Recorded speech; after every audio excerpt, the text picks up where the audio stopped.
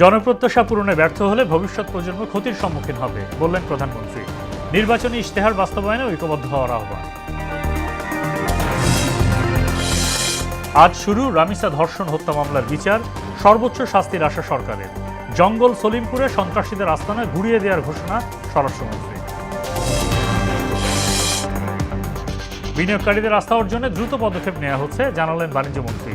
শাহজালাল বিমানবন্দর স্টোরেজে অচলাবস্থা নিরসনের আশ্বাস। এবং সড়ক দুর্ঘটনায় 4 জেলায় 7 জন নিহত, আহতদের বিভিন্ন হাসপাতালে ভর্তি। 24 ঘন্টায় হামে আরও 4 শিশুর মৃত্যু।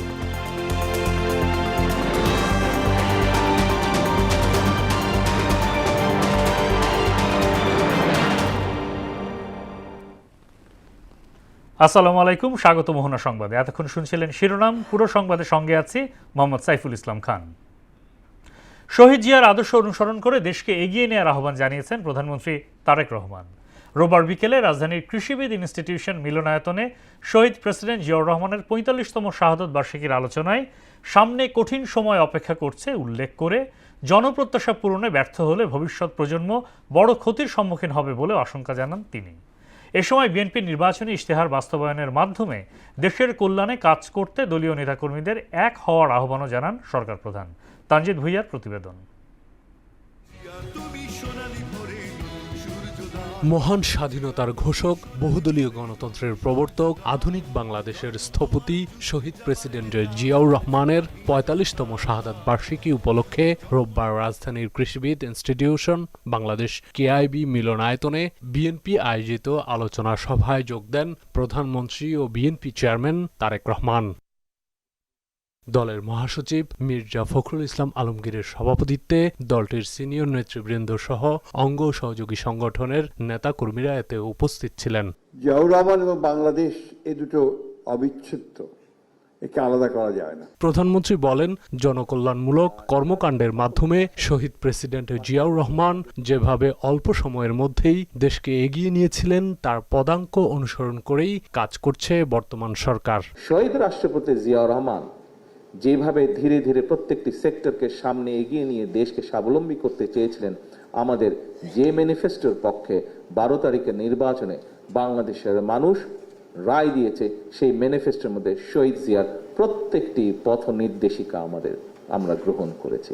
গত 17 বছরের ফ্যাসিস্ট শাসনে দেশের সকল খাত ভঙ্গুর হয়ে পড়েছে উল্লেখ করে সামনের কঠিন ও গুরুত্বপূর্ণ সময় কাজে লাগিয়ে সবাইকে আন্তরিক হওয়ার আহ্বান জানান তিনি। এই গুরুত্বপূর্ণ এবং কঠিন সময়ে আমাদের হেসে খেলে চলে গেলে খুব বড় ক্ষতি হয়ে যাবে। ক্ষতি আপনার হয়তো হবে না, ক্ষতিটি হবে দেশের, ক্ষতিটি হবে আপনার ভবিষ্যৎ প্রজন্মের। গণতন্ত্রকে ধ্বংস করা হয়েছিল, কিভাবে দেশের অর্থনীতিকে ধ্বংস করা হয়েছে, কিভাবে দেশের শিক্ষা, স্বাস্থ্য, সকল কিছুকে, বিচার ব্যবস্থা, নির্বাচনী ব্যবস্থা, সকল কিছুকে ধ্বংস করা হয়েছে, তার কম বেশি জীবন্ত সাক্ষী আপনারা এখানে উপস্থিত প্রত্যেকটা মানুষ। দেশের কল্যাণে সরকারের কাজে জনগণের সহযোগিতাও কামনা করেন সরকার প্রধান। সকলে মিলে চেষ্টা করি যেই ম্যানিফেস্টোর পক্ষে বাংলাদেশের মানুষ রায় দিয়েছে, সেই ম্যানিফেস্টোকে বাস্তবায়ন করার মাধ্যমে সরকার তখনই সফল হতে পারবে যখন এই দলের কর্মী হিসেবে আপনি সরকারের প্রত্যেকটি সঠিক কার্যক্রমকে আপনি সহযোগিতা করতে থাকবেন। তানজিদ ভুইয়া, মোহনা সংবাদ, ঢাকা। সঠিক কাজটিকে আজ শুরু হবে রামিসা হত্যা ও ধর্ষণ মামলার বিচার কাজ। এ মামলায় সরকার সর্বোচ্চ শাস্তির আশা করছে বলে জানিয়েছেন আইন, বিচার ও সংসদ বিষয়ক মন্ত্রী মোহাম্মদ আসাদুজ্জামান। রোববার সকালে ঝিনাইদহের শৈলকুপা উপজেলা পরিষদ মিলনায়তনে জেলা পরিষদের চেক বিতরণ অনুষ্ঠানে কথা বলেন তিনি। সংবিধান সংশোধন কমিটিতে এখনও বিরোধী দল কোনো নাম দেয়নি জানিয়ে মন্ত্রী বলেন, আমরা অপেক্ষায় আছি। আইন বিষয়ে মানবাধিকার ও গুম কমিশনের সুপারিশ যাচাই বাছাই চলছে বলেও জানান তিনি। সরকারের হাতে যতটুকু সময়, যতটুকু ক্ষমতা আছে সেই ক্ষমতা সরকার প্রয়োগ করেছেন। আমি বলেছিলাম 1 সপ্তাহের মধ্যে চার্জশিট হবে। আলহামদুলিল্লাহ আমরা 1 সপ্তাহের মধ্যে চার্জশিট দিতে পেরেছি সঠিকভাবে। বাকিটা আদালতের কাজ, আদালতকে আমরা সহযোগিতা করব। আদালত চার্জশিট পাওয়ার পরেই আগামীকাল কোর্ট খুলবে, আদালত খুলবে, সেখানে প্রথম দিনেই এই মামলাটার গুরুত্ব বিবেচনা করে শুনানির জন্য রেখেছেন। জঙ্গল সলিমপুরকে অপরাধীদের আস্তানা হতে দেয়া হবে না বলে হুঁশিয়ারি দিয়েছেন স্বরাষ্ট্রমন্ত্রী সালাউদ্দিন আহমদ। রোববার দুপুরে সীতাকুণ্ডে জঙ্গল সলিমপুর পরিদর্শন শেষে কথা বলেন তিনি। এই জায়গায় সরকার কারাগার স্থাপন করবে বলেও জানান তিনি। মোহাম্মদ রিয়াজউদ্দিনের প্রতিবেদন, জানাচ্ছেন মাহমুদা আক্তার। সীতাকুণ্ডের জঙ্গল সলিমপুর ও আলীনগর এলাকা পরিদর্শন করেন স্বরাষ্ট্রমন্ত্রী সালাউদ্দিন আহমদ। এ সময় আলীনগর ও জঙ্গল সলিমপুর আর কোনো বিচ্ছিন্নতাবাদী সন্ত্রাসীদের অভয়ারণ্য থাকবে না বলেও হুঁশিয়ারি দেন তিনি। আলীনগর, জঙ্গল সলিমপুর এই জায়গাটা আর কোনো বিচ্ছিন্ন সন্ত্রাসীদের এলাকা থাকবে না, অভয়ারণ্য থাকবে না। এর আশেপাশে দুইটা পাহাড় টিলা শ্রেণী আছে, একটা হচ্ছে বেতুয়া আর একটা চা বাগান। এই এরিয়াতেও সন্ত্রাসীদের আনাগোনা আছে বলে আমরা জানতে পেরেছি। এখান থেকেও তাদেরকে উচ্ছেদ করা হবে। আইন শৃঙ্খলা পরিস্থিতি নিয়ন্ত্রণ এবং অপরাধ দমনে কঠোর অবস্থানের পাশাপাশি সরকার সলিমপুরে নতুন কারাগার স্থাপন করবে বলেও জানান তিনি। তাদের কাউকেই এখান থেকে আপাতত উচ্ছেদ করা হবে না। এখানে কারাগারের একটা স্থাপনা অনেক বছর আগের থেকেই ঝুলে আছে, যেটা চট্টগ্রাম কারাগারকে শিফট করার।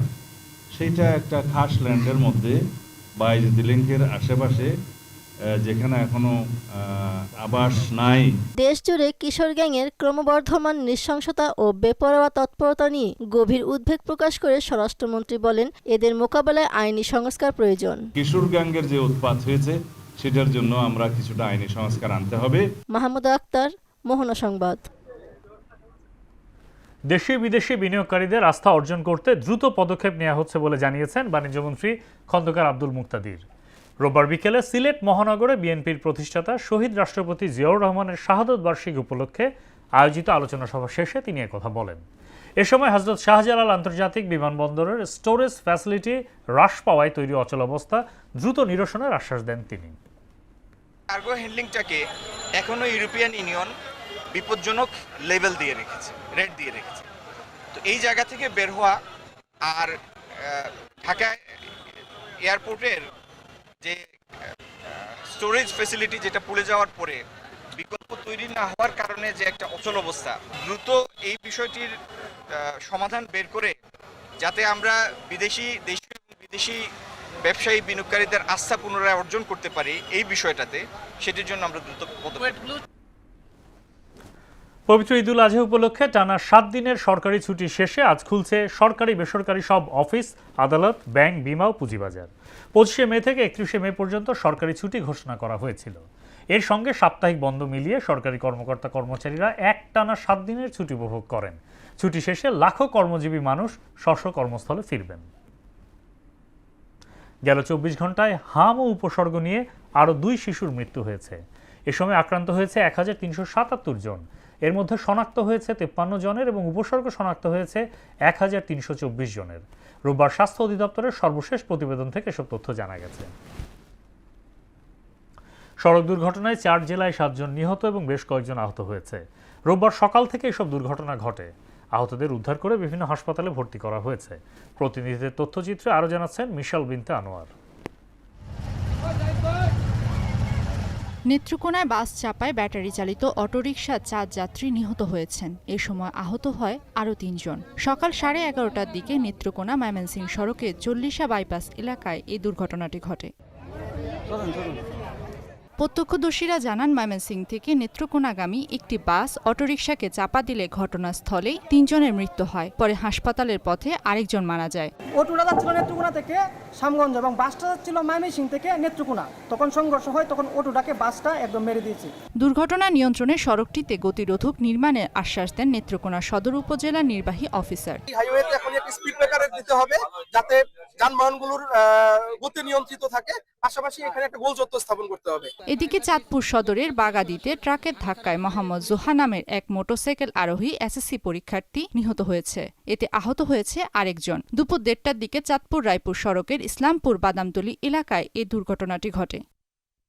অন্যদিকে কুষ্টিয়ার মিরপুরে সেনা সদস্য বহনকারী একটি বাসের সঙ্গে যাত্রীবাহী বাসের মুখোমুখি সংঘর্ষে একজন নিহত ও অন্তত 60 জন আহত হয়েছে। রোববার দুপুর 12:30টার দিকে উপজেলার কুষ্টিয়া ঈশ্বরদী মহাসড়কে এই দুর্ঘটনাটি ঘটে। প্রত্যক্ষদর্শীরা জানায় খুলনা থেকে ছেড়ে আসা একটি বাসের সঙ্গে সেনা সদস্য বহনকারী বাসের মুখোমুখি সংঘর্ষে এই দুর্ঘটনা ঘটে। অপোনেন্ট থেকে বাস, আমাদের বাস মুখোমুখি। অলমোস্ট গাড়ির স্পিড ছিল 60 বা 50 প্লাস। এইভাবে গাড়ি মুখোমুখি সংঘর্ষ হয়েছে। ডিফেন্সের গাড়ি এসে সামনাসামনি মুখোমুখি সংঘর্ষ হয়েছে। সংঘর্ষে আপনার আমার সামনে যারা ছিল তারা সবাই ম্যাক্সিমাম লোকই ডেথ হয়ে গেছে। এছাড়া ফরিদপুরের নগরকান্দায় নিয়ন্ত্রণ হারিয়ে বাস উল্টে অন্তত 23 জন এবং নওগাঁয় মাইক্রোবাস মোটরসাইকেলের মুখোমুখি সংঘর্ষে 2 জন আহত হয়েছে।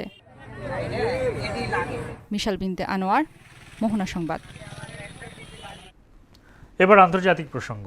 ইরানিদের অধিকার নিশ্চিত না হওয়া পর্যন্ত কোনো ধরনের চুক্তি অনুমোদন পাবে না বলে মন্তব্য করেছেন ইরানের পার্লামেন্টের স্পিকার মোহাম্মদ বাকের গালিবাফ। আন্তর্জাতিক যে কোনো আলোচনায় তেহরানের অবস্থান কেবল তখনই এগোবে যখন দেশটির মৌলিক স্বার্থ অধিকার সুরক্ষিত থাকবে। শত্রুপক্ষ সামরিক ব্যর্থতার পর এখন অর্থনৈতিক চাপ ও তথ্যযুদ্ধের মাধ্যমে ইরানের অভ্যন্তরে বিভাজন সৃষ্টির চেষ্টা করলেও জাতীয় ঐক্য এসব চ্যালেঞ্জ মোকাবেলার প্রধান শক্তি হিসেবে কাজ করছে বলে দাবি করেন তিনি। দক্ষিণ লেবাননে বোফোর দুর্গ কালাত আল শাকিফ দখল করার দাবি করেছে ইসরায়েলি বাহিনী। এর আশেপাশের সালুকি নদী অঞ্চলে এখন তাদের নিয়ন্ত্রণে রয়েছে। সেখানে নিয়ন্ত্রণ আরও সুসংহত করার কাজ চলছে। স্থল ও আকাশ থেকে ব্যাপক গোলাবর্ষণের সহায়তায় সংঘর্ষের পর এই নিয়ন্ত্রণ প্রতিষ্ঠা করা হয়েছে বলে দাবি করা হয়েছে। ইসরায়েলের কান ব্রডকাস্টার দুর্গটির উপর ইসরায়েলি পতাকা ওড়ানোর ছবি প্রকাশ করেছে। এটি লেবানন ইসরায়েল সীমান্ত থেকে প্রায় 15 কিলোমিটার দূরে একটি উঁচু পাহাড়ি চূড়ায় অবস্থিত। ফুটবল বিশ্বকাপ শুরুর মাত্র 2 সপ্তাহ আগে বড় ধাক্কা খেল আর্জেন্টিনা। ক্লাবের হয়ে খেলার সময় ডান পায়ের হ্যামস্ট্রিংয়ে গুরুতর চোট পেয়েছেন মিডফিল্ডার লিয়ান্দ্রো পারেদেস। মেডিকেল টেস্টের রিপোর্ট অনুযায়ী এই চোট থেকে পুরোপুরি সেরে উঠতে তার কমপক্ষে 3 সপ্তাহ সময় লাগবে। ফলে জুনের প্রীতি ম্যাচগুলোর পাশাপাশি 16 জুন আলজেরিয়ার বিপক্ষে আর্জেন্টিনার বিশ্বকাপ শুরুর প্রথম ম্যাচটিতেও পারেদেসের খেলা নিয়ে বড় শঙ্কা তৈরি হয়েছে। শেষ করব মোহনা সংবাদ, যাবার আগে শিরোনামগুলো আরও একবার।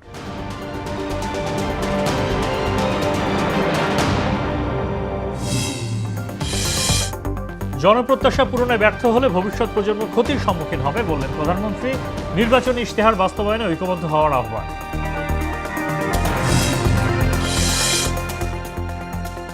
আজ শুরু রামিসা ধর্ষণ হত্যা মামলার বিচার, সর্বোচ্চ শাস্তির আশা সরকারের। জঙ্গল সলিমপুরে সন্ত্রাসীদের আস্তানা ঘুরিয়ে দেওয়ার ঘোষণা স্বরাষ্ট্রমন্ত্রী।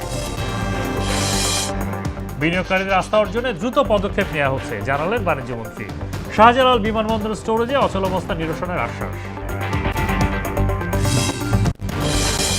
এবং সড়ক দুর্ঘটনায় 4 জেলায় 7 জন নিহত, আহতদের বিভিন্ন হাসপাতালে ভর্তি। 24 ঘন্টায় হামে আরও 4 শিশুর মৃত্যু।